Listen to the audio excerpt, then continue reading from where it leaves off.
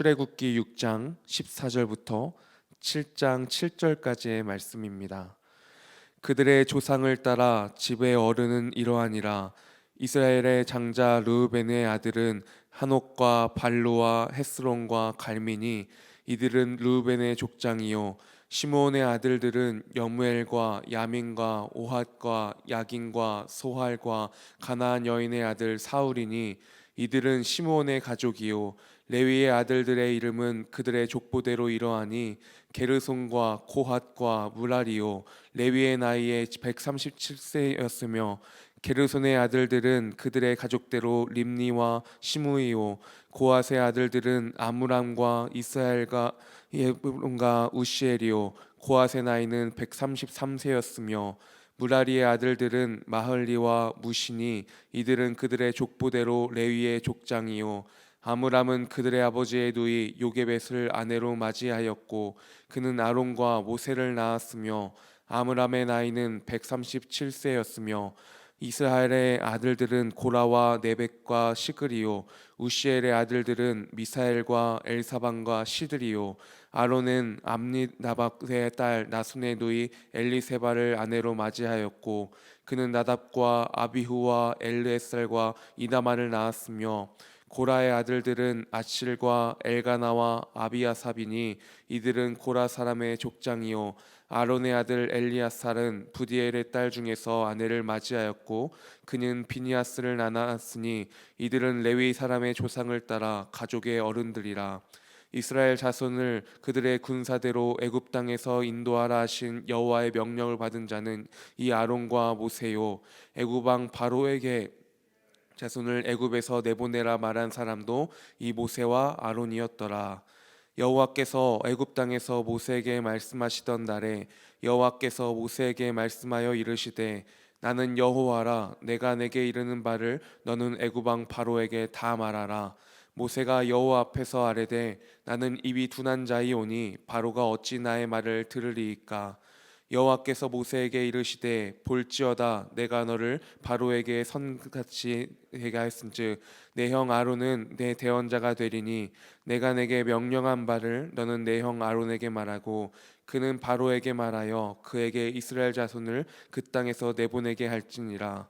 내가 바로의 마음을 완악하게 하고 내 표징과 내 이적을 애굽 땅에서 많이 행할 것이나, 바로가 너희의 말을 듣지 아니할 터인즉 내가 내 손을 애굽에 뻗쳐 여러 큰 심판을 내리고 내 군대 내 백성 이스라엘 자손을 그 땅에서 인도하여 낼지라. 내가 내 손을 애굽 위에 펴서 이스라엘 자손을 그 땅에서 인도하여 낼 때에야 애굽 사람이 나를 여호와인 줄 알리라 하시매, 모세와 아론이 여호와께서 자기들에게 명령하신 대로 행하였더라. 그들이 바로에게 말할 때에 모세는 80세였고 아론은 83세였더라. 아멘. 애굽에서 이스라엘 백성을 이끌어내라는 그 부르심의 말씀이 어제 본문 가운데 있었지요. 그리고 이어서 오늘 본문의 시작에는 족보가 나오고 있습니다. 그런데 보면 야곱의 12아들의 족보가 아닌 것을 우리는 확인할 수 있습니다.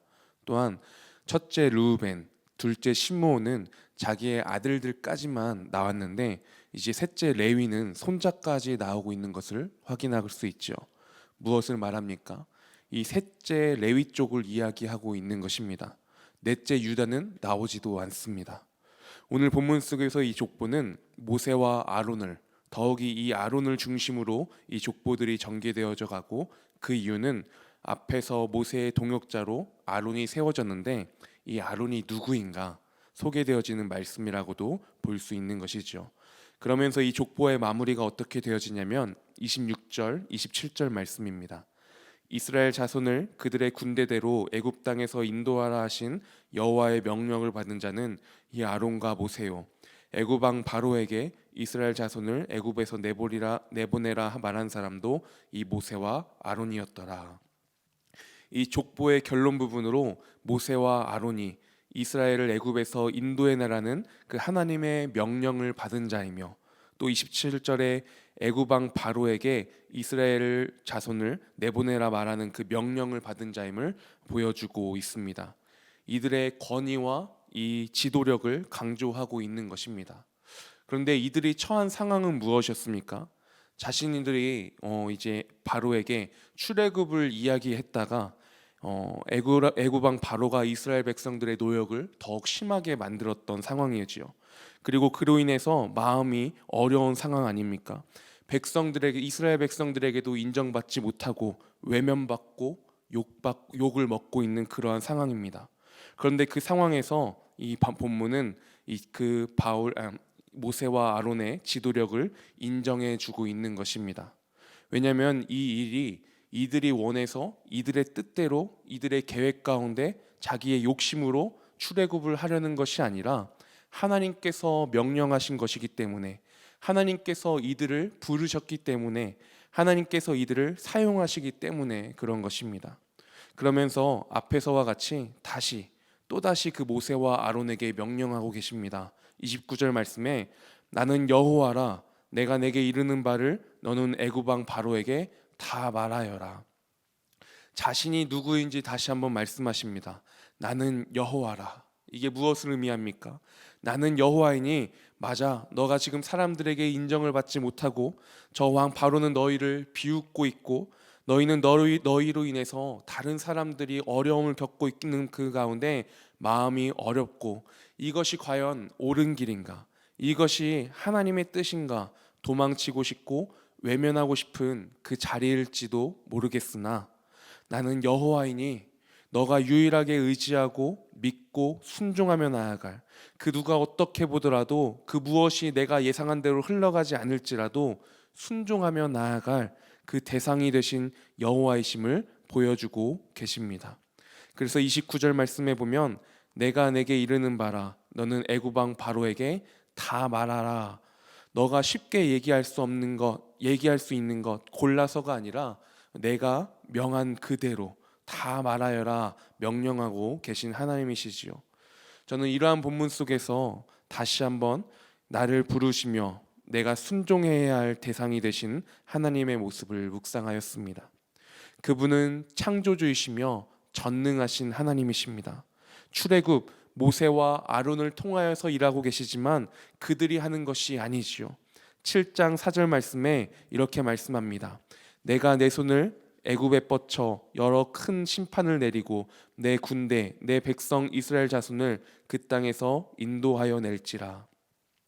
하나님께서 계획하셨고 하나님이 명하셨고 하나님께서 일하시는 것입니다.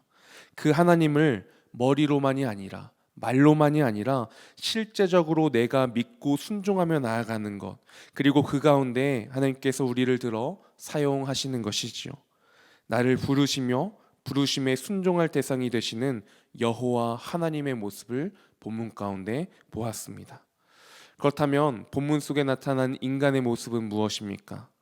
많은 인간들의 모습이 있겠지만 오늘 저는 다시 이 모세의 그 부르심에 도망하고자 하는 모습, 그러나 그것으로 그치는 것이 아니라 그 부르심의 말씀에 순종하며 나아간 모세와 아론의 모습을 묵상하였습니다. 6장 30절 말씀입니다. 모세가 여호와 앞에서 아뢰되 나는 입이 둔한 자의 오니 바로가 어찌 나의 말을 들으리이까. 이 말씀을 읽는데 제 마음 가운데 이런 생각이 들더라고요. 와, 진짜 이 모세 해도 너무한다. 언제까지 이럴 거야? 이 내용이 몇 번째인가? 이 똑같은 내용이 이 짧은 순간 몇 장의 구절 가운데서 계속해서 반복되어지고 있지 않습니까? 하나님의 부르심에 핑계하며 도망하고자 하는 그 모세의 모습을 우리가 몇 번이나 보았습니다. 그러다 보니까 이런 생각이 들더라고요. 그런데요, 이것을 돌이켜서 다시 한번 계속해서 묵상하다 보니까 이 모습이 제 모습이더라고요. 주님, 지금은 안 돼요. 하나님께서 명하실 때 순종하라 하실 때 주님 지금은 안 돼요. 조금 나중에요. 주님, 나는 못해요. 주님, 나는 하기 싫어요. 이 고백이 너무나도 당연하게 내가 하나님의 부르심 가운데 보이고 있는 반응이더라고요. 쉽게 할 수 있는 부르심, 그것은 잘 순종합니다. 그런데 내가 정말로 놓치고 싶지 않은 그것, 내가 마음에 순종하기에 부담이 되는 그것, 누군가를 사랑하고 용서하고 물질로 도와주고 시간을 내어주고 정욕과 탐욕에 따르지 아니하고 이런 내 자아가 원하지 않고 순종하기 어려운 이런 영역에서 주님, 난 그 마음 그릇이 작은 사람이에요. 주님, 난 믿음이 작아서 못해요. 여러 가지 핑계하며 도망하고자 하는 저의 모습이 또한 우리의 모습이 아닌가 보게 됩니다. 하나님께서 하시는데 하나님의 능력을 믿지 않는 불신앙 때문이겠고요. 또한 내가 내려놓았을 때 가장 선하고 좋은 것을 주시는 하나님이 아니라 나에게 그것을 빼앗아 가시는 하나님으로 오해하고 신뢰하지 못하기 때문일 수도 있겠습니다. 또 여러 가지 이유가 있겠지요. 하지만 우리가 나아가야 할 길은 그 길을 인도하시고 함께 하시는 여호와 하나님께 순종하며 나아가는 길인 줄 믿습니다. 그리고 그 끝이 6절에서 모세와 아론이 여호와께서 자기들에게 명령하신 대로 행하였더라.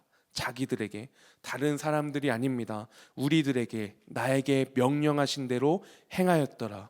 이 모세와 아론의 이 순종의 모습처럼 우리 모습이, 나의 모습이 명령하신 대로 행하였더라, 명령하신 대로 행하였더라 라고 기록되어질 수 있기를 소망합니다. 심지어 7절 말씀에 보면 그들이 바로에게 말할 때에 모세는 80세였고 아론은 83세였더라. 이 큰 일을 감당하기에 적지 않다고 할 수 있는 나이일 수는 있겠으나 하나님께서 부르시는 때가 가장 적합한 때이며 그 시기 또한 하나님께서 정해주심을 우리가 기억하고 신뢰함으로 조건과 능력을 갖춰야 하나님께 쓰임받는 것이 아니라 하나님의 부르심 가운데 순종할 때 주가 일하시는 것을 우리가 신뢰함으로 주님의 부르심에 순종하며 쓰임받는 복된 우리의 삶이 되기를 간절히 소망합니다.